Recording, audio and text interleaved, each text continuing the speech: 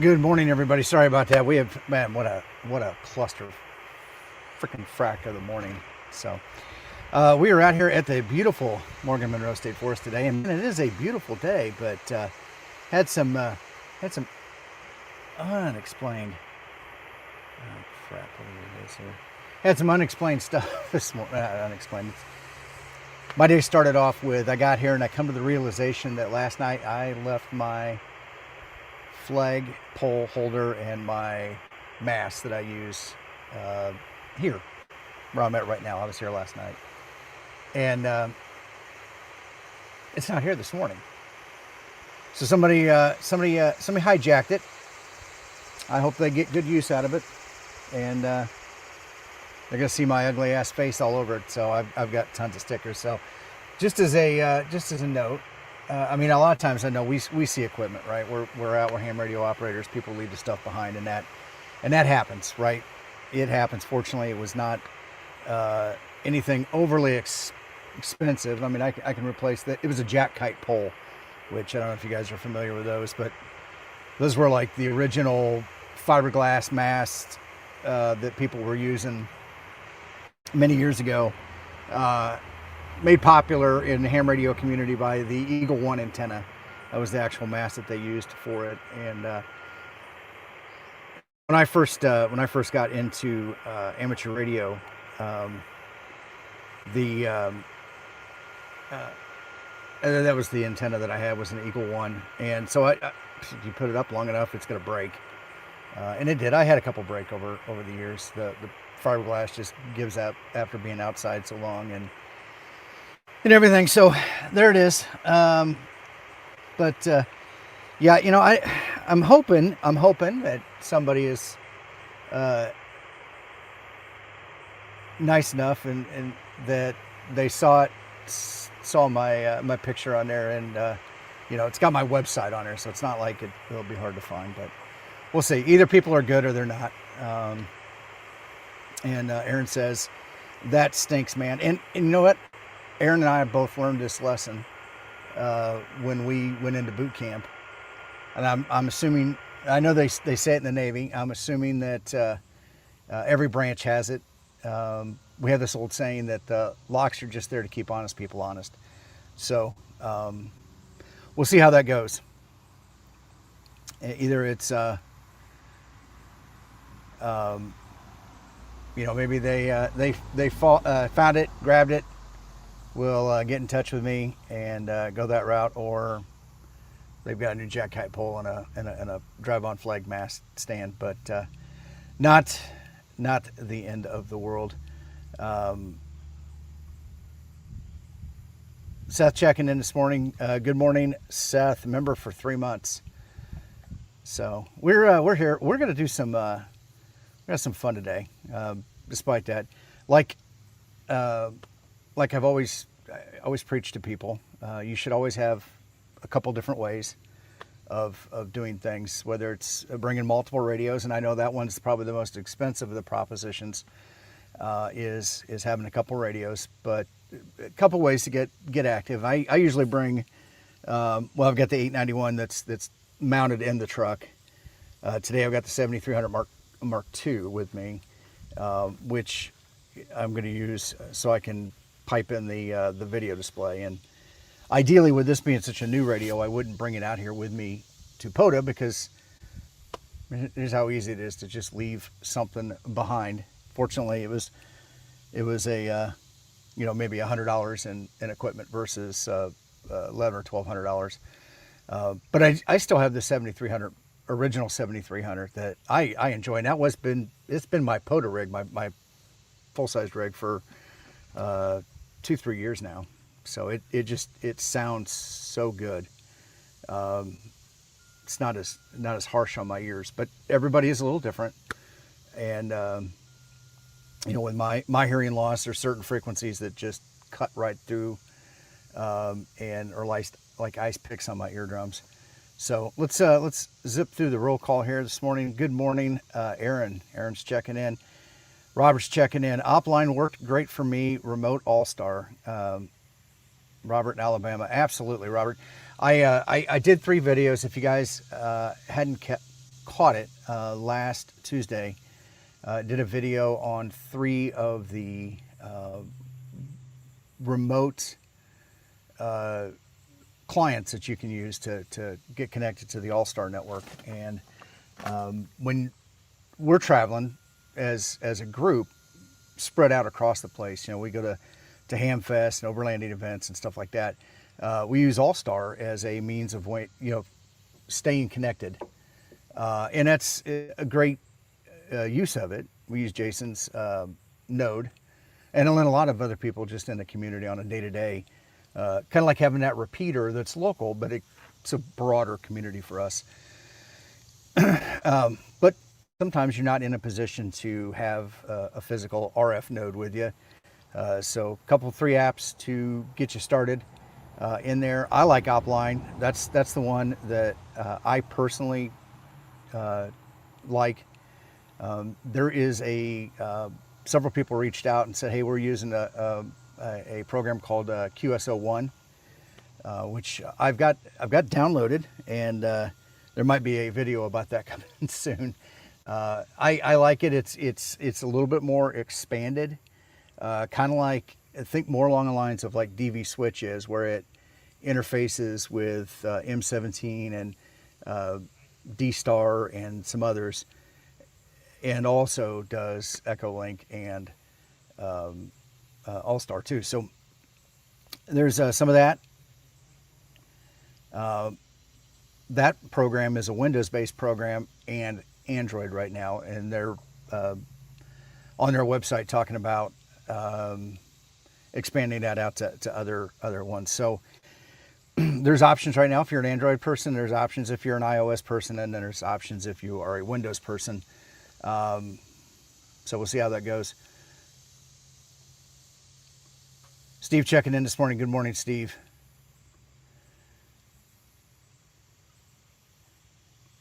And 45 Auto said that he thought it would be French toast and bacon here this morning.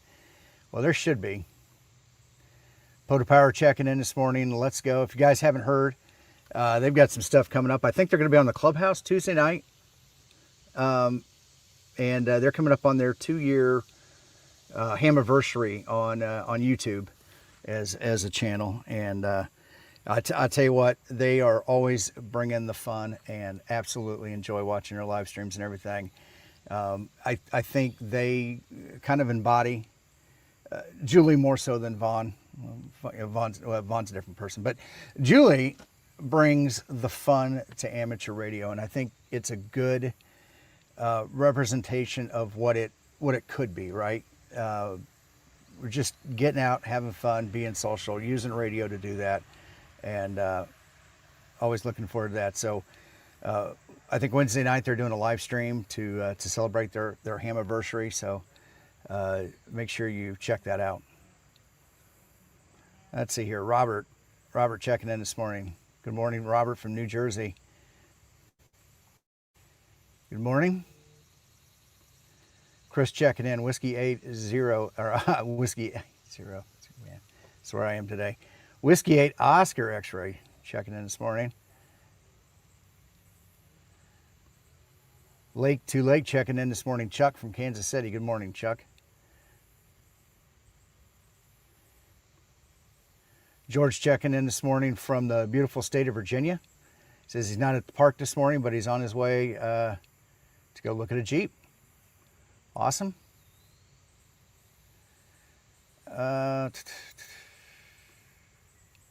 Julie checking in this morning. Good morning, Julie. David checking in this morning from South Carolina, Frequency Friendly. Make sure you get his channel too. Check that out if you don't already do it. And Rob checking in this morning. Good morning, Rob. So one of the things, speaking of Rob, and Rob I think is kind of traditionally been the guy that takes and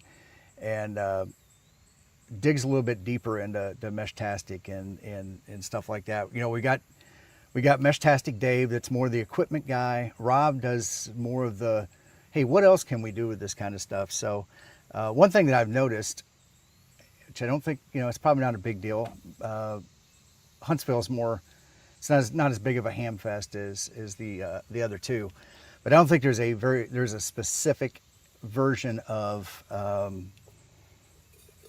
Meshtastic set up this year. So I'm going to assume, I'm going to make the assumption that Rob is probably going to be leading the charge on getting something set up. So we've got a channel, a system, a group, whatever, to keep in touch. On a side note,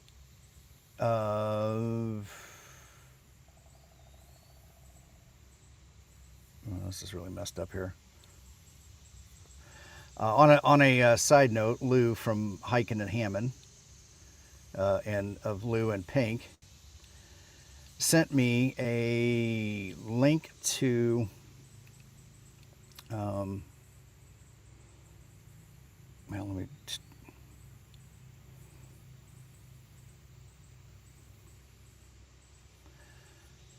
sorry here.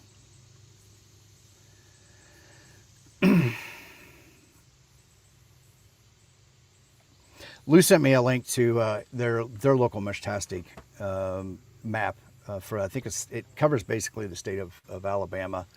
And what was interesting in the area that he lives in, I think he lives in Decatur, which is just outside of Huntsville.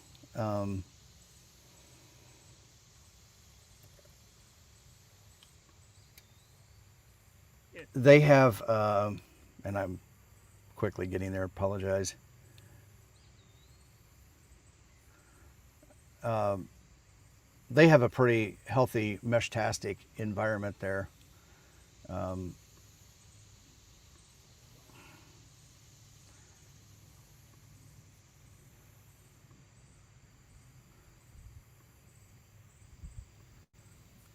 we go. See if I can't share this really quick.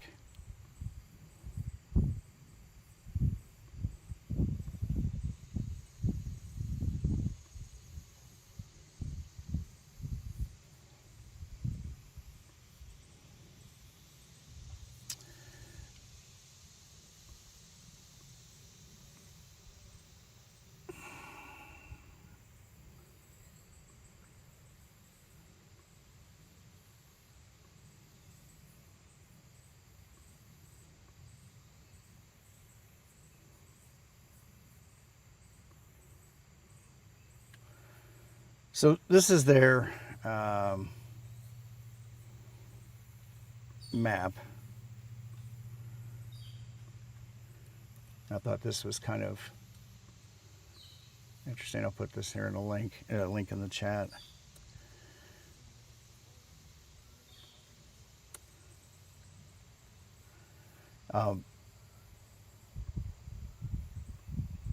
So the Alabama Meshtastic community, and it drops you in a little bit further south.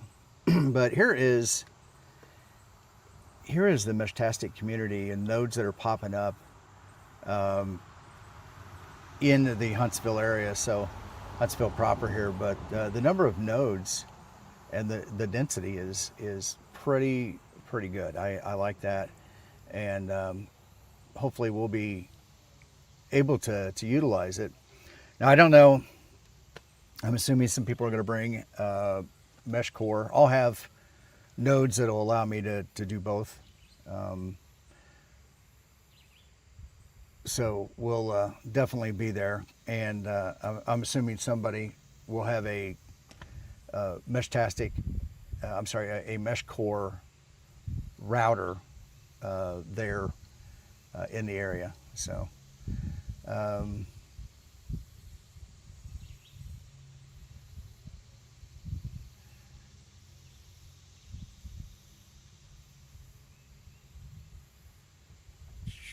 okay, just zipping through the comments here.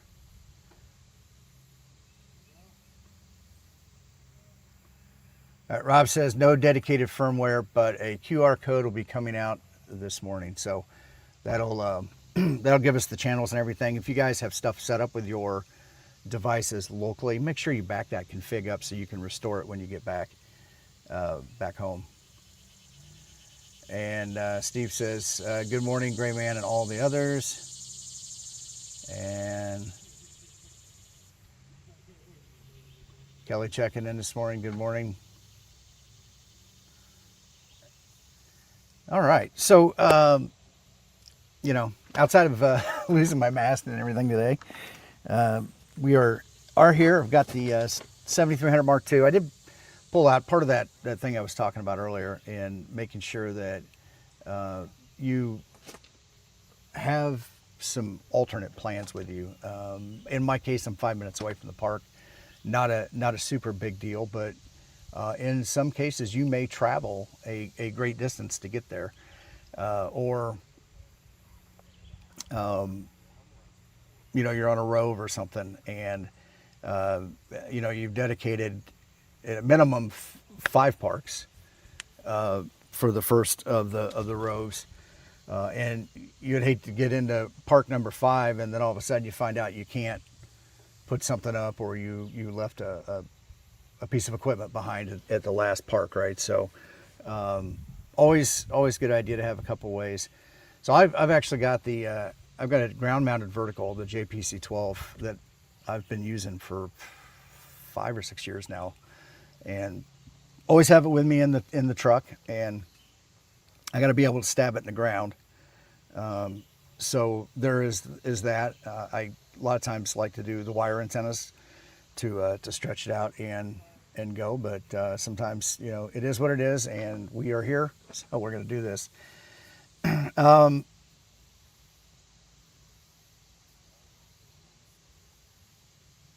So one of the sorry here. One thing that and I'm gonna set it up here is, we have seen that HaLo is still in its alpha stage, but it is available to some people to get out and test and try out and everything. Vaughn and Julie, thank you for becoming a member. And so Sebastian has let me get a copy of it so I can get and play with it. And I use it in both Windows and Mac. Today I'm going to do Mac. Let's see if I can do the screen share here.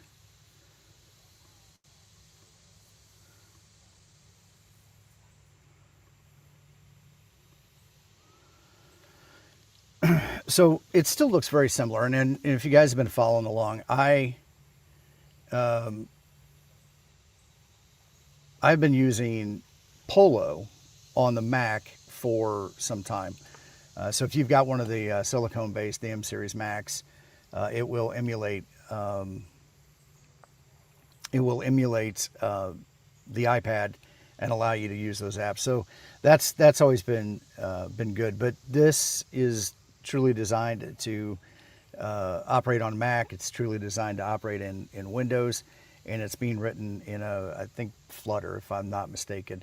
So once again, being in the alpha stage, there is some limitations to it. Right now he's focusing on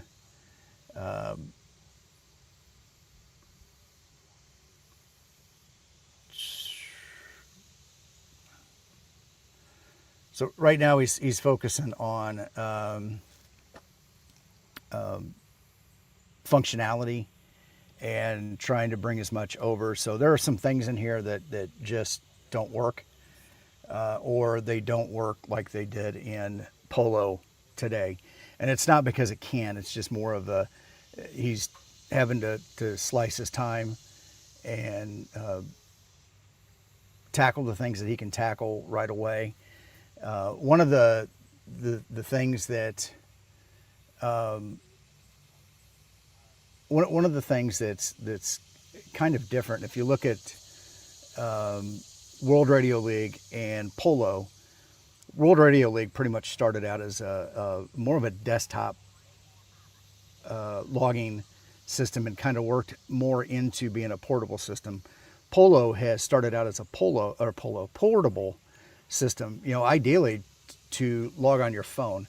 And, Sebastian got into this mainly for himself. And this was the thing, he was writing this app for things that were important to him as he was doing portable operations. But obviously it turned out that it's a pretty good program too. So what I like is that both of these guys are coming from opposite kind of directions and going in towards the middle. So it's interesting. I like both programs. I have probably a lean a little bit more towards PoLo, just because it's newer, it's modern, and so is World Radio League, but it's not as flashy, and there's too many moving things for me. But that's me. That falls into that preference, that personal preference standpoint, right? The difference between Yaesu and Icom, right? Both of them get the job done. It kind of goes more into personal preference. One of the things that has been added now is rig control. So as you can see here, I got the 891 set up, and because I'm on a Mac, they don't address them as like COM1, COM2, and everything. But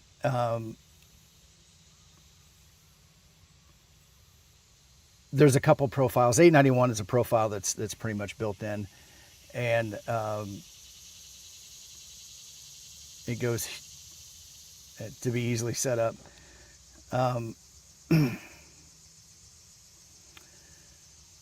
The 7300 was not built in, so I kind of had to build this myself, but it's not really that big of a deal. ICOM is a little bit different on their addressing. They use the CI5 address space in addition to the serial, so it kind of allows them to use the same interface to remotely control other devices that are connected to the radio in a serial format. So, but not a big deal because it was ICOM in there. The option to set the CIV address was in there, and for the most part, every radio is the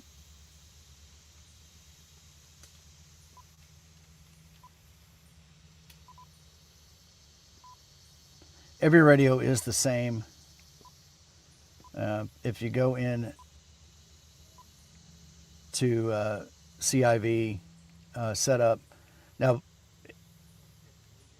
the 7300 they've designated B6 as the hex address. It can be changed, but B6 is what I've got. I think the 7300 uses 94 is their address, and I was reading that a lot of applications haven't gotten a profile in for a 7300 Mark II yet. It's still the 7300. So if you guys are wanting to use some other applications where you're directly connecting to the 7300 Mark II, you might have to go in and change the CIV address for that.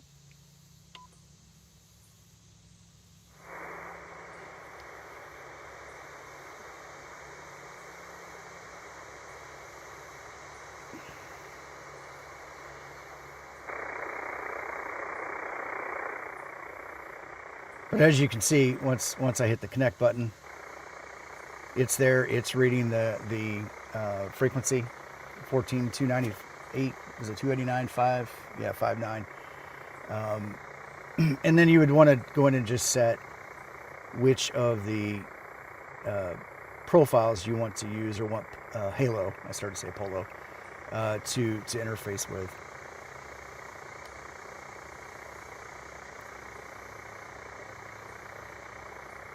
Most of the settings and everything are the same as far as the general setup of the application. Common preferences, settings. There is the cloud sync in here, which is nice. One caveat right now. One caveat is that I cannot export out logs from HaLo, which is easily, in my case, because of the syncing, easy to get around because it syncs up and I grab it off PoLo, export it out and upload it there.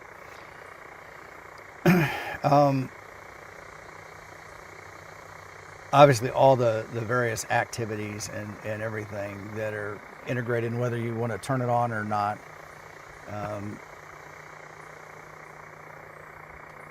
You got your parks and hams of note, and I believe you can also create your own database file. So if you wanted to use your own lookup, you can do that, which is kind of nice. Especially if you're in an area where cell coverage or having internet access is just not there, so you can't do that. Now this also draws against your previous lookups too. So, or not, I'm sorry, not previous lookups, but previous contacts. So if you do have a bunch of operations or logs on here that have got contacts, then it'll go against that too. So that's also nice to help out when you're in areas where there's no interwebs.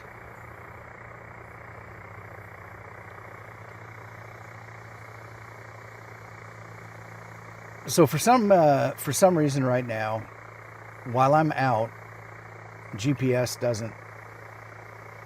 I'm not connecting to the GPS. To be honest, I don't even know if I got it's turned on. Location service is turned on for the app.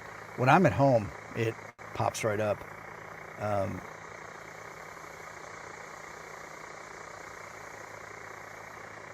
But I am in EM69SJ. I'm just going to put that in there, and then all of a sudden the parks pop up in this grid or in this area.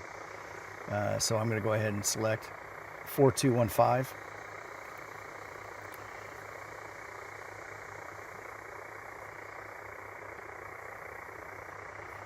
And one of the nice things now that's been added into this is the ability to just click on a spot.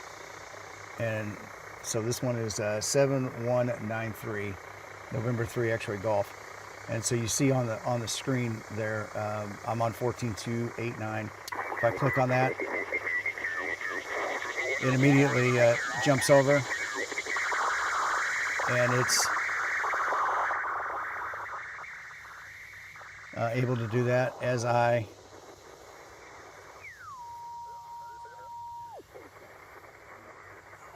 cycle through the VFO now.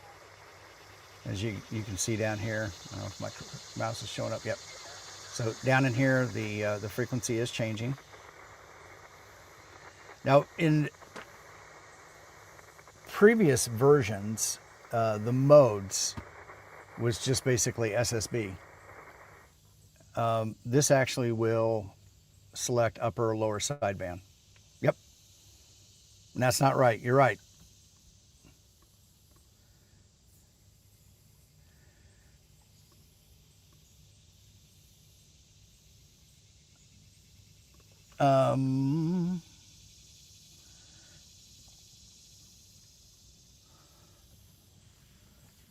So it did pick up USB, and once again, there's still some bugs that are working out, and now I've got something that's captured that I can get back to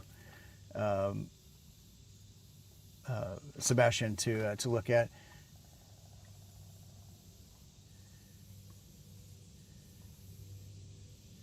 So Aaron says you can export files inside the individual activations by hitting the three dots next to your call sign, then the export button.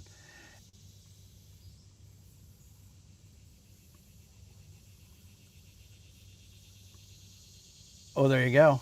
And Interesting. We'll have to try that when we're done. Thank you, Aaron. That's one of the nice things. I mean, it's just so much stuff. And as a matter of fact, last week when I was using this, Sebastian sent me a message. He's like, "Man, there's a few things you can do." Because once again, keep in mind, he writes a lot of this stuff based on convenience, right? It's really designed for the person that was out logging portable, working on their phone. So there's a lot of shortcuts and everything that he's built in, and then based on feedback as people use it, being able to stack call signs in this line here. So when you get a pileup and you're typing in partial call signs and stuff, you can do that and then go back and work each one. That way you hear a little bit here, a little bit of this call sign, a little bit of this call sign, and then you can go through and work each one, which is nice. One of the things that I didn't know is that there is some things that you can put in here. So if you wanted to just type in your frequency, I don't know, I'm just gonna go 7200, and it comes up on the screen. Change frequency to 7200. I hit enter, and it does. Oh my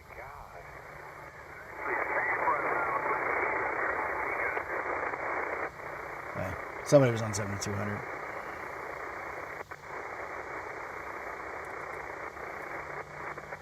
Same thing, you type in 14300 or wherever you want to go to the next one, and it takes you there.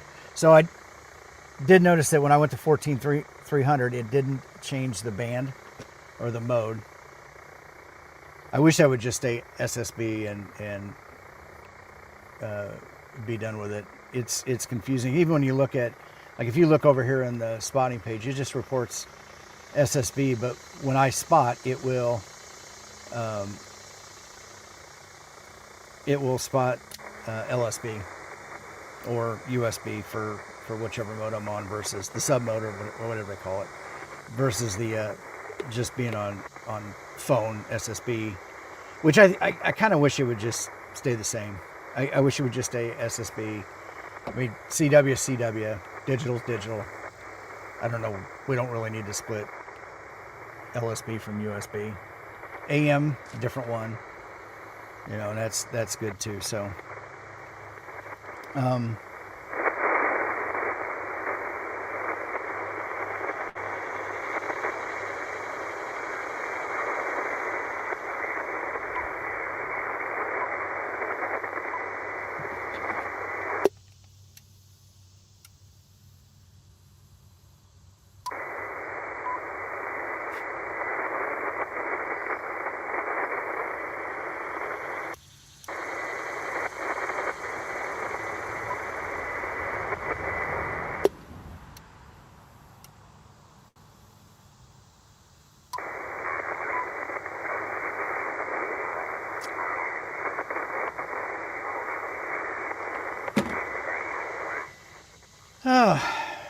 alrighty.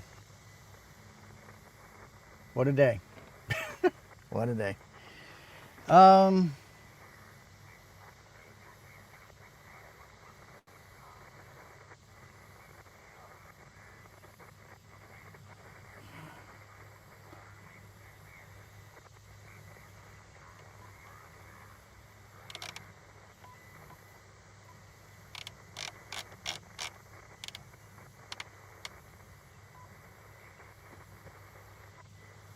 Well, this is probably going to crap again, power-wise.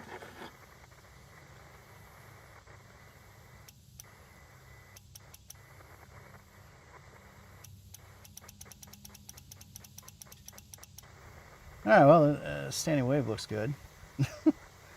Well, let's see what we can get away with here.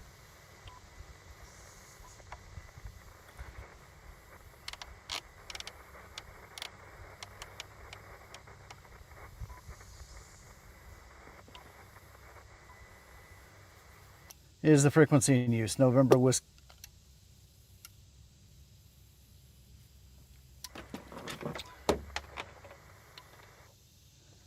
Well, there we go, guys. I guess that's a wrap. Well,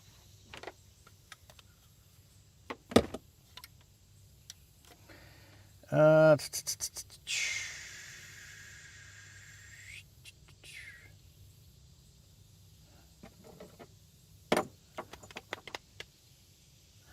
Sorry, guys.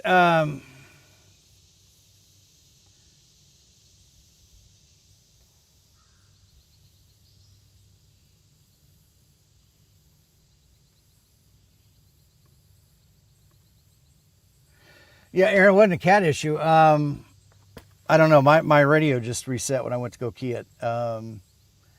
My guess is it's probably power. So I'll have to look into that.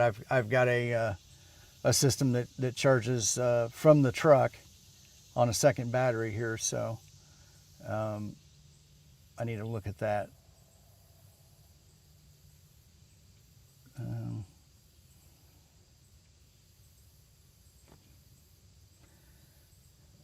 So that part doesn't surprise me, but once again, we've got options. I just don't know how easy it's going to be to break those options out and get those on camera.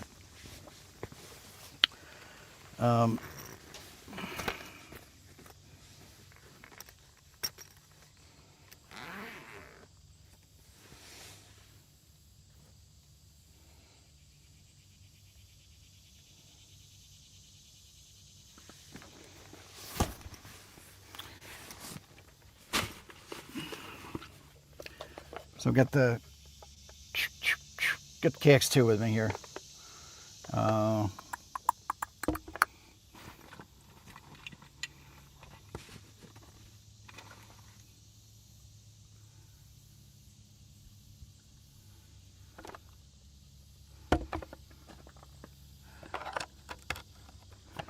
We are in business.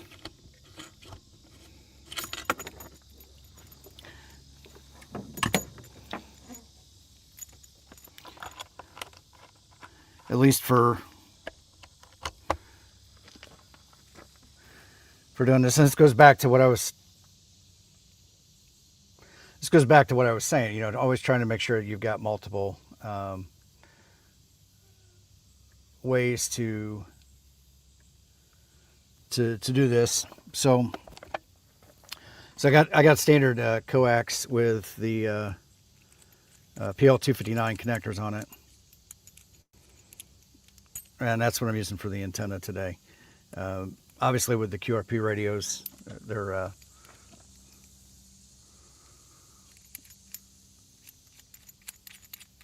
they use BNCs. So I got an adapter. So that part is good. We are in business from that standpoint. We'll be able to capture the audio, do the on-air.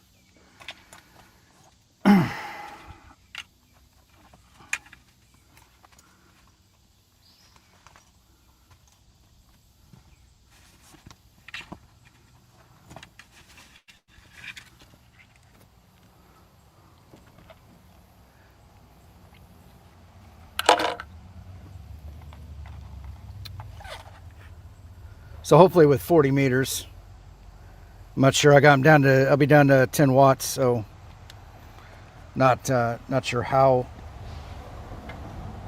good that will be, but as far as distance, but we will. We're going to do something.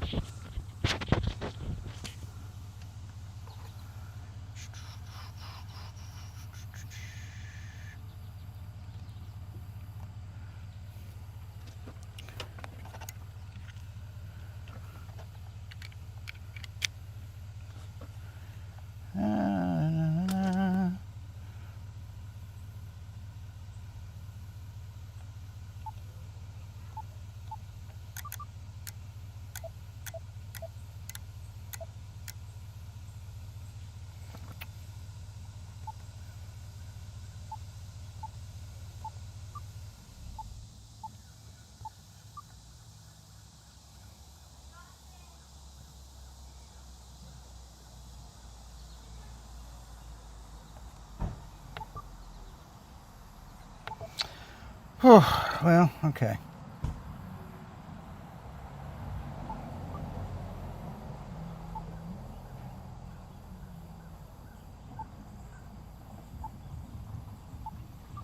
Yeah, we might be doing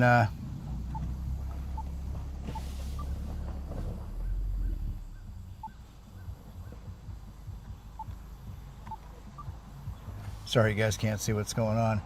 So I'm on 40 meters and it's stuck on the upper sideband. Message mode CW FM.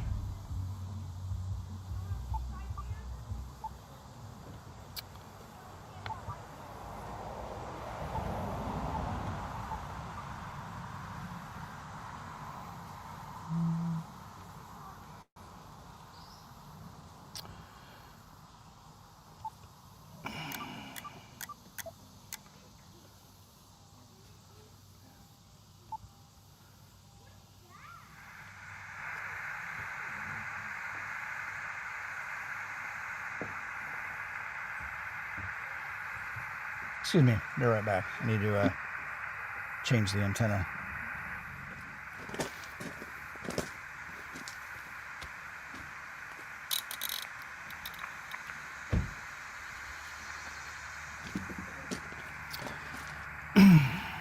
So it looks like we're going 20 meters, allegedly. Let's see.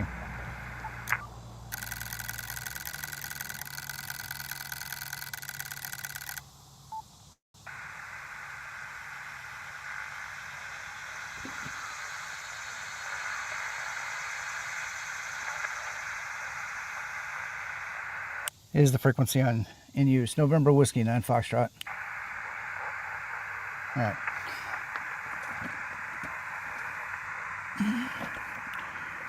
Fourteen 262 is where I'm gonna wind up. Is the frequency in use? November Whiskey 9 Foxtrot.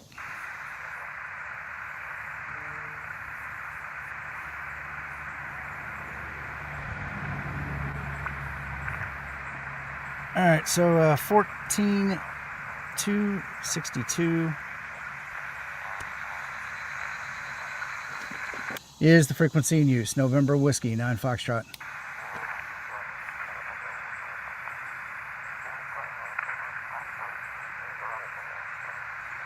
So if this was set to auto, I probably ought to just make sure that nobody's there. 262. All right. So what I can do is type in QRV. This is one of those things that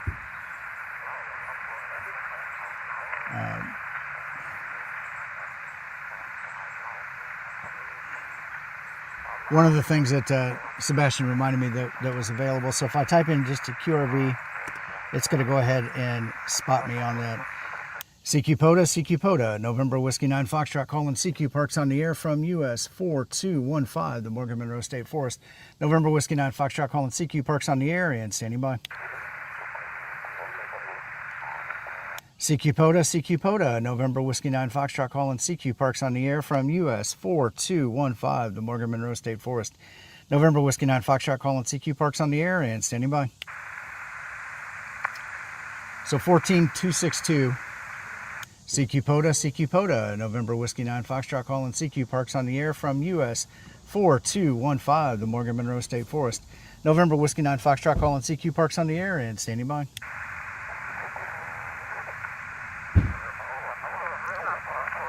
CQ-POTA, November Whiskey 9 Foxtrot, calling CQ Parks on the air from US-4215, the Morgan-Monroe State Forest.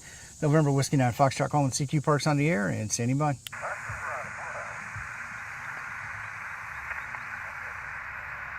CQ-POTA, November Whiskey 9 Foxtrot, calling CQ Parks on the air from US-4215, the Morgan-Monroe State Forest. November Whiskey 9 Foxtrot, calling CQ Parks on the air and standing by. All right. Mike says there's somebody on 14260.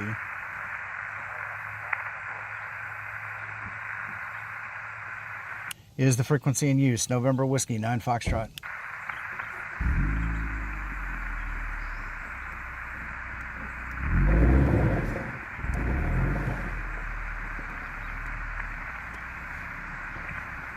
And then, so I'll just put in QSY.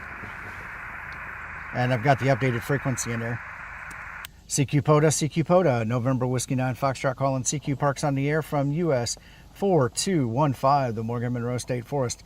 November Whiskey 9 Foxtrot calling CQ Parks on the air and standing by. CQ POTA, November Whiskey 9 Foxtrot calling CQ Parks on the air from US 4215, the Morgan-Monroe State Forest. November Whiskey 9 Foxtrot calling CQ Parks on the air and standing by.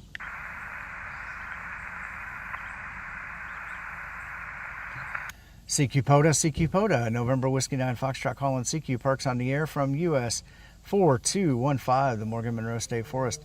November Whiskey 9 Foxtrot calling CQ Parks on the air and standing by.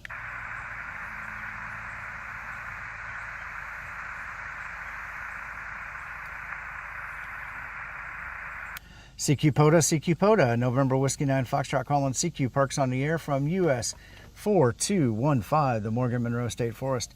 November Whiskey 9 Foxtrot calling CQ Parks on the air and standing by.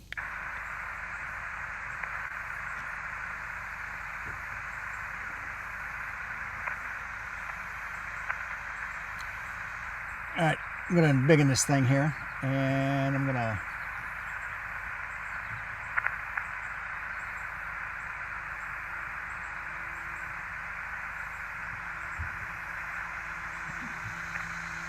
take this QR code off the top here. And by the way, if you guys haven't already, get signed up for the list. Something else that we can do, which is kind of nice, is in here, up in the top right-hand corner. Once again, this is all subject to change. This is now the ability to shift your layout around. So if I want to pull spots out and move the spots over here, I can do that.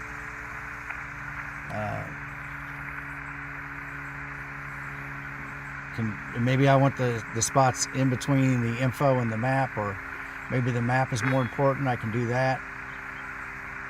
Or if I want to separate the map out, or actually,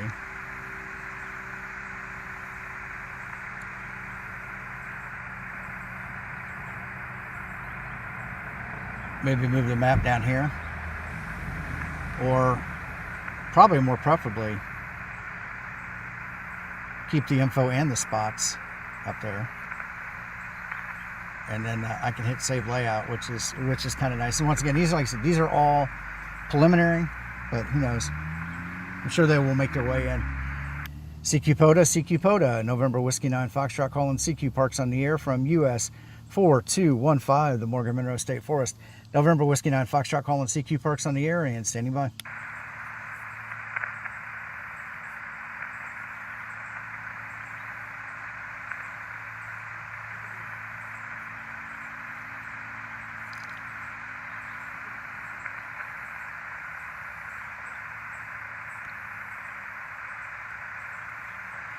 CQ POTA, November Whiskey 9 Foxtrot calling CQ Parks on the air from US 4215, the Morgan-Monroe State Forest. November Whiskey 9 Foxtrot calling CQ Parks on the air and standing by. Looks like we can also add a clock.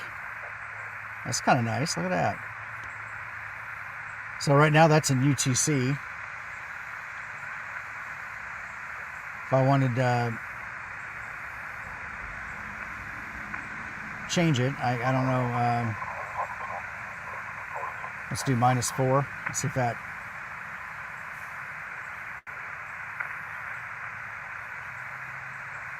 looks like that was just a, oh, that's the title.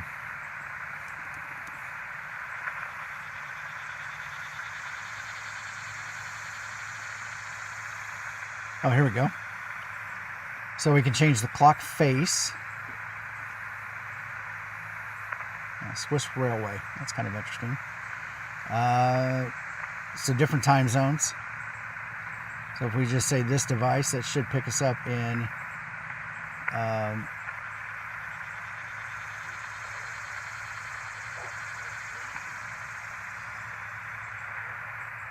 should pick up Eastern, right? Eastern Daylight.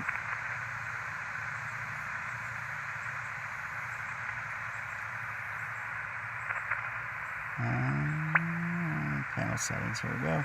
So that was Swiss Railway. So we got three, looks like three options right now. Two of them look the same.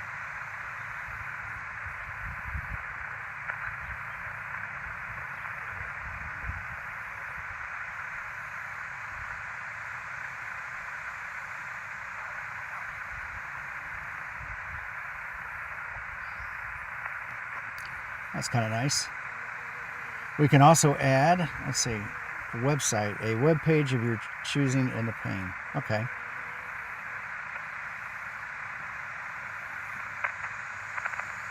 So maybe it's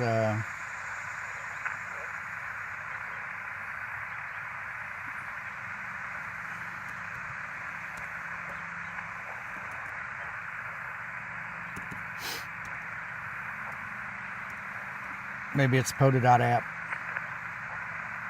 And refresh every minute. I don't know.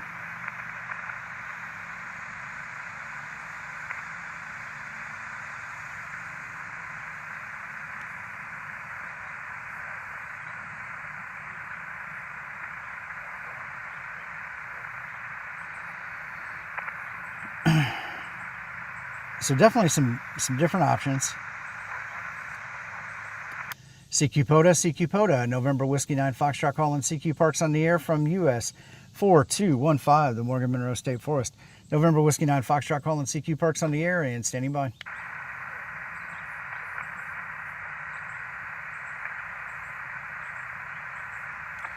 CQ POTA, November Whiskey 9 Foxtrot calling CQ Parks on the air from US-4215, the Morgan-Monroe State Forest.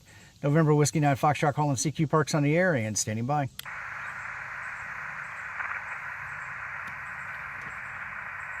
You know, Aaron, that's a great suggestion right there. I support that. I think that would be good. Once again, that comes into if you've got internet access, but you know, most places do now, unless you're really deep, you know, somewhere. Keeping in mind that, you know, cellular networks are really based on subscriber count, right? So they're going to focus where they got subscribers, not necessarily out in the middle of nowhere. So if you've got Starlink or something and open sky, that may be a great thing.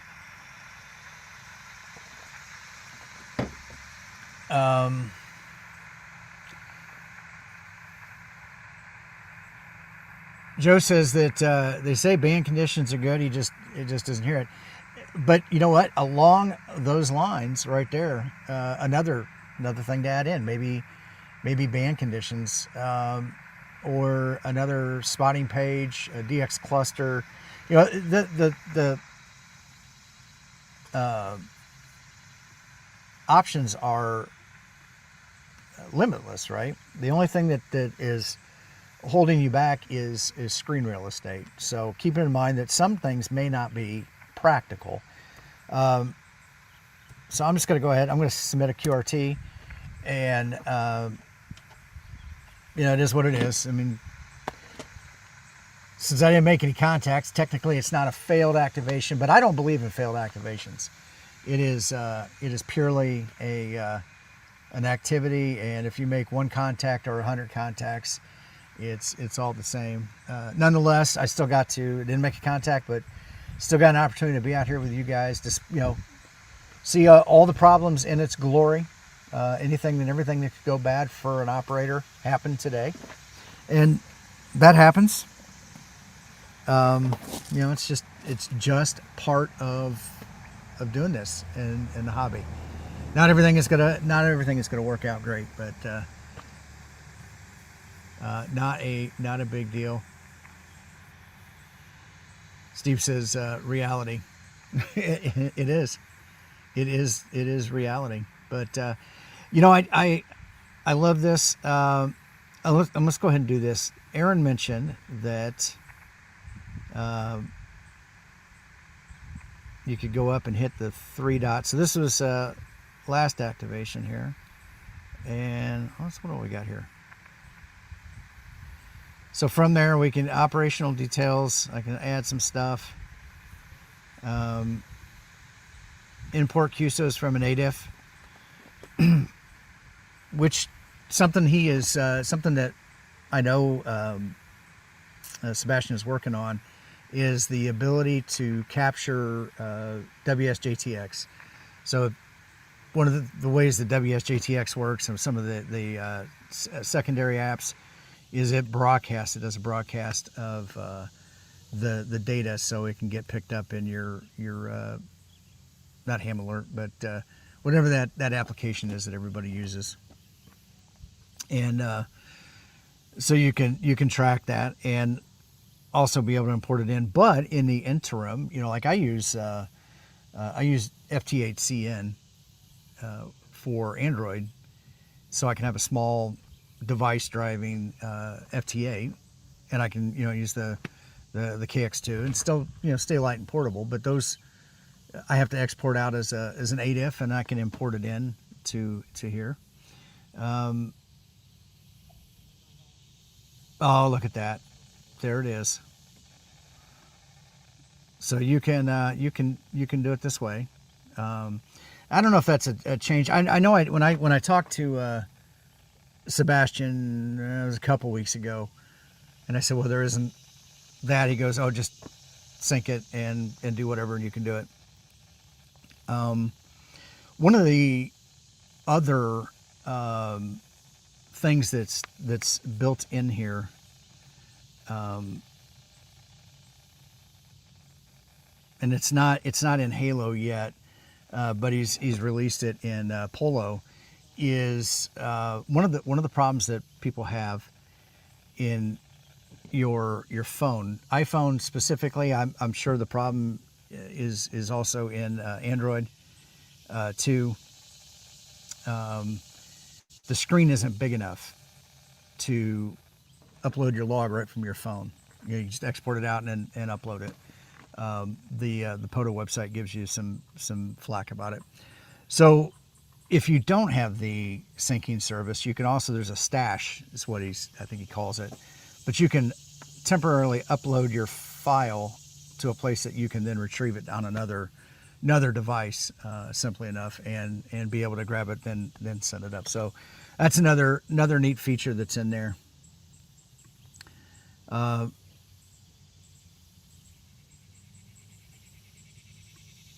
Cool. So it looks like it gives me a name, gives me a location. I can add some tags to it, and then I can save it.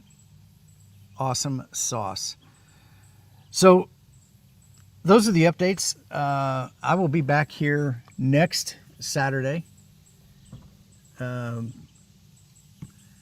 good morning, Kyle. Oh, by the way, guys, if you haven't done so already, go to Kyle's website. There's some links floating around. Make sure you get registered for the cookout if you're going to be at Montesano for the cookout on Friday. Make sure you get signed up for that. It's about making sure that we have enough food. In the years past, there's been some food that's had to be thrown away, but then not enough food for the others because the turnout was so good. And that's one of those things, you don't want to buy way more food than what is necessary, especially on more expensive stuff like meat and everything like that. So get signed up for that. There's a QR code that ensures your spot in line. It ensures a plate for you. Let's go that route, not necessarily the spot in line. Also, the you can see what other people bring in. I've heard Kyle say, one of the easiest things to bring is desserts, because you can just grab from the Publix or the Kroger or whatever, those kind of things. But make sure if you go to the page, you look at it. It'll people will be putting in there what they're bringing. So make sure that you're finding some things that is not where we're at, 10,000 things of cookies. So there's that. If you've got coolers, whatever, if you live local. And then also make sure you bring chairs. I think the pavilion itself holds about 75 people undercover where there's physical seats for them. They've got metal picnic tables. And last word I heard was maybe 150 people registered. So there's plenty of room there for everybody. There's a nice big open area. So make sure you bring chairs so you've got places to sit. And if you've got an extra chair to bring them. I know there's a lot of us that will be there camping already. So we'll do that. And Kyle is saying upwards of 200 people now are registered for that. Last year, I believe above the cost of the cookout, the food and everything like that, about $6,500 was raised in addition to that Kyle had donated on behalf of the group to the ARRL's Teachers Institute. I'm not sure what if that's going to be the same this year, and but yeah, he said 6,400 was donated to youth. But the purpose of this is to raise money for youth programs and amateur radio and STEM, because that kind of all goes hand in hand. So there's also on that sign up page, there are links, and I'll put them. I didn't come prepared for this, so sorry, Kyle. There are links, QR codes to donate. So if you're unable to go to the Huntsville Ham Fest and you still want to help out and be part of this thing, by all means, do the QR code. And I'm pretty sure I'm gonna go out on a limb here. Kyle takes cash too. So if you don't want to donate electronically through either, I think PayPal and Venmo, there's another way. And if it's not okay,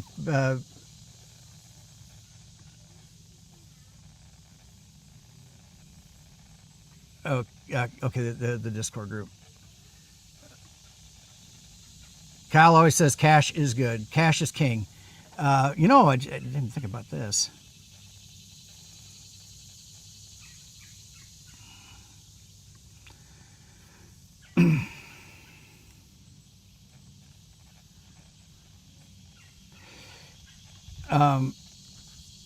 Let me share my page here again.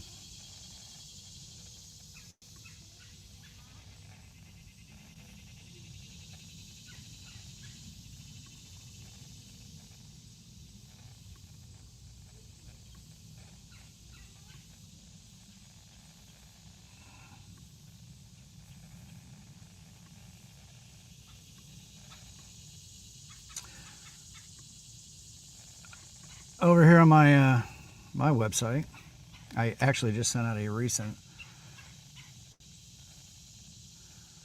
newsletter that had links to all this. So for the sign up,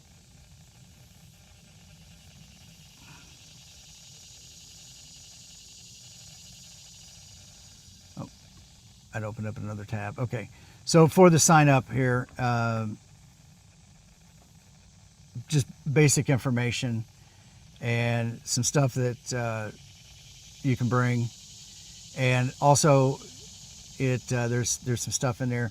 Now it will print out or send you an email with a QR code in it. That's what they're going to scan, just to make sure. And it doesn't mean that you have to sign up, but it does mean that anybody that's got a QR code will be served first, and then any food left over, obviously not turning anybody away. And then there's various things in there. There's also volunteering. That's another thing. So in years past, it has been Joe Brett's wife, Noelle, and Jason Ham Radio 2.0's wife, Emily, and a couple others that have jumped in and helped Kyle with cooking and everything like that. So by all means, if you can help out, great. There's also links in here to entrance fees and stuff like that. So I do know if you are a veteran or you're in the military, reservist, active duty, or one of those, and you're going to be there, the Alabama State Parks gives you free entrance into the park. I know in the past, people have donated money to specifically cover fees for people coming into the park. I would ask that if you coming in and you are a veteran, utilize that first and save some of that money for a person who is not.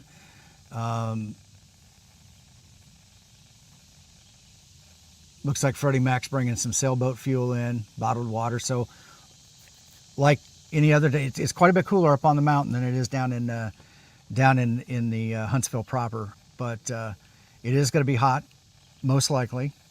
It's Alabama in the summertime. So water, stuff like that. So if you are local and you've got coolers that you can bring and ice down so we can keep drinks cold. But looks like a big list of stuff. So take a look through there if there's stuff that you're interested in bringing, or you've got that special dish, right? That special potato salad with the craisins in it. By all means, bring that, but get signed up. But the other part of this was definitely donating. So there are the QR codes.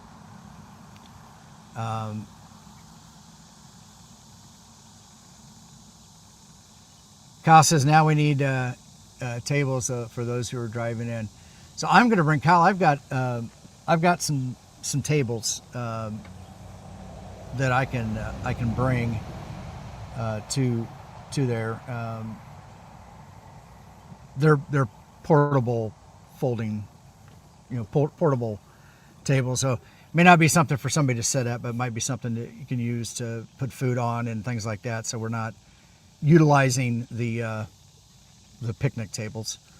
But yeah, QR codes, cash is king. And if one of those is not available, and I'm sure if you want to send Kyle your rolls of pennies, that would be great. Yeah, Kyle says folding tables are awesome. So if you've got a couple of those, these are actually some Costco tables that I might have picked up at a ham fest because somebody was traveling and didn't have the ability to send it home. So seemed like a perfect fit to bring back and utilize in for the event. And I think I got a big giant cooler too that I can bring. Not sure where I'm going to put all this stuff, but we'll figure it out. We'll make it happen. Well, guys, I'm going to get out of here. Call it a Sunday. Go figure out what's going on with my battery system. Find out why I'm not charging my battery. But I will be, Wednesday night, by the way, Wednesday night on the kids' table, Forest is going to be on there, Utah Forest. And if you're doing anything with CW, I'm sure you've seen his videos. He's going to be on the kids' table, and I think he's going to talk a little bit about his gang, the Brass Knuckle Gang. So interested to hear about that. That's been fun to listen to. Mark from Soda Plus. Mark was on not last Saturday, but the Saturday before last night. Yeah, was on talking about the Brass Knuckle Gang. And if you're old enough to remember multi-level marketing, Amway, stuff like that from the 80s, they're running it just like that. So hilarious in its thing. But another one of those great things in the community that are fun, and they're getting people excited about amateur radio, and knowing that there's more that could be done than just sitting in your shack at home collecting dust. So, all right, guys, I'm going to get out of here. Have a great Sunday, and there'll be other content on later today. I know Jason should be live streaming a little bit later, and I think Prep Ham Paul is going to be on right after Jason, and I'm not sure if Frank will be live streaming tonight or not. I think he does his every other week, so I don't know where that's going to fall. But there'll be plenty of other content here on Sunday night, and we will talk to everybody later. Have a great day, and 73.